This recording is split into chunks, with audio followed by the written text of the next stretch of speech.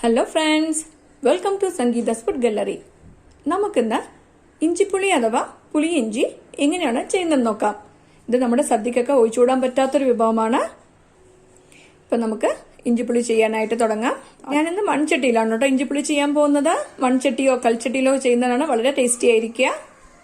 ഇതിലേക്ക് ഒരു 4 table spoon വെളിച്ചെണ്ണ ചേർത്ത് കൊടുക്കേണ്ട. ഇത് നന്നായിട്ടൊന്ന് ചൂടാക്കിയെടുക്കണം. ഈ എണ്ണ നന്നായിട്ട് ചൂടായിട്ടുണ്ട്. ഇതിലേക്ക് 1 ടീസ്പൂൺ കടുക് ചേർത്ത് കൊടുക്കുക. ഈ കടുകൊക്കെ ഒന്ന് പൊട്ടി തുടങ്ങിയിട്ടുണ്ട്. ഇതിലേക്ക് 2 വറ്റൽമുളക് പൊട്ടിച്ചത് ചേർത്ത് കൊടുക്കാം. ഇതിലേക്ക് 3 പച്ചമുളക് പൊടിയായിട്ട് അരിഞ്ഞു വെച്ചിട്ടുണ്ട്. ഇത് ചേർത്ത് കൊടുക്കാം. ഇതൊന്ന് വഴറ്റി കൊടുക്കുക.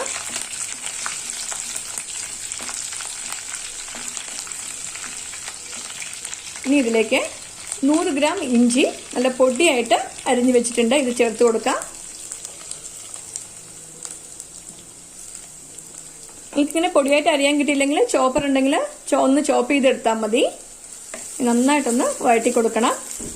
ഇഞ്ചിയൊക്കെ നന്നായിട്ട് വഴണ്ടിട്ട് ഒരു ഗോൾഡൻ ബ്രൗൺ കളർ വരുന്നത് വരെ നമുക്കിതൊന്ന് വഴറ്റി കൊടുക്കണം. ഇപ്പൊ കണ്ടില്ലേ, ഇഞ്ചിയൊക്കെ നന്നായിട്ട് വഴണ്ടിട്ട് നല്ലൊരു ഗോൾഡൻ ബ്രൗൺ കളർ വന്നിട്ടുണ്ട്. ഇതിലേക്ക് കുറച്ച് കറിവേപ്പില കൂടെ ചേർത്ത് കൊടുക്കാം. മിക്സ് ചെയ്ത് കൊടുക്കുക.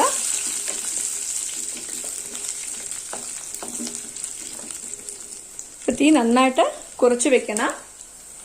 ഇതിലേക്ക് ഒരു 1/4 ടീസ്പൂൺ മഞ്ഞൾപ്പൊടി ചേർത്ത് കൊടുക്കുക. 1 ടീസ്പൂൺ മുളക് പൊടി ചേർത്ത് കൊടുക്കണ്ട.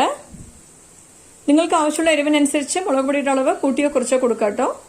ഈ 2 പിഞ്ച് മാത്രം കായത്തിന്റെ പൊടി ചേർത്ത് കൊടുക്കുക. അധികം ആവശ്യമില്ല. 2 പിഞ്ച് മാത്രം ചേർത്ത് കൊടുത്താൽ മതി.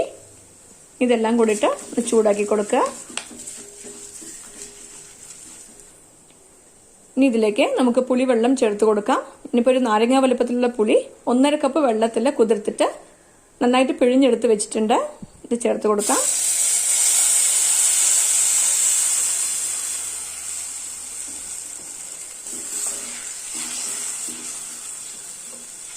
ഇതിലേക്ക് ആവശ്യത്തിന് ഉപ്പ് ചേർത്ത് കൊടുക്കാം. ഇത് ഹൈ ഫ്ലെയിമിൽ വെച്ചിട്ട് ഒന്ന് തിളപ്പിക്കണം.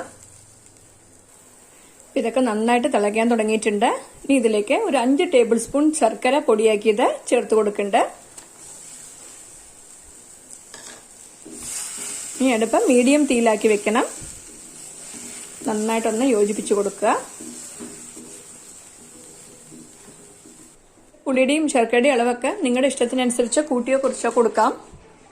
നിങ്ങൾക്ക് പുളിയാണ് കൂടുതൽ ഇഷ്ടമെങ്കിൽ ശർക്കരയുടെ അളവ് കുറച്ച് കമ്മിയാക്കി കൊടുത്താൽ മതി.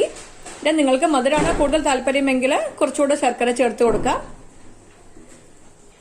ഇത് നന്നായിട്ട് തിളപ്പിക്കണം. ഇതൊക്കെ നന്നായിട്ട് തിളച്ച് ഒന്ന് കുറുകി തിക്കാവുന്നത് വരെ നമുക്കിത് തിളപ്പിക്കാം. ഇപ്പൊ നമ്മുടെ ഇഞ്ചിക്കറിയൊക്കെ നന്നായിട്ട് തിളച്ചിട്ട് തിക്കായിട്ട് വന്നിട്ടുണ്ട്.